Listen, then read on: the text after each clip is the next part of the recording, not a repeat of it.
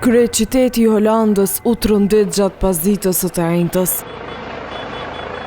Në sheshin kryesor të Amsterdamit, një person sulmoi 5 të tjerë më thik, kështu duke u shkaktuar plagë teje të rënda. E dikush që e pa aktin thot se u tmerruan nga ajo se çfarë ndodhi.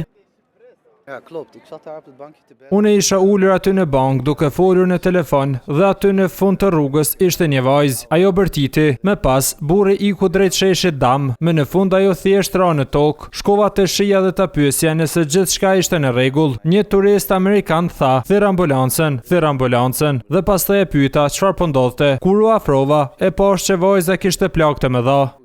Madje një nga kalimtarët e rastit tentoi t'ju dalë edhe në ndihmë. Nuk kam parë shumë. I sollën e karrige viktimes. Kur mbërritëm, ajo ishte mbështetur përpara me një thik në shpinë. Nuk ishte një pamje e këndshme. Menjëherë këtu arritën ekipet shëndetësore bashkë me policinë që dolën në vendin e ngjarjes. Pas hetimeve fillestare, ata arritën ta kapin personin e dyshuar.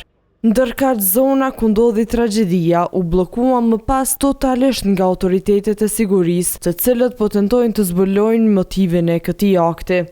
Kjo zonë ndrysh është një destinacion i njohur turistik që frekuentohet nga vizitorë të shumtë.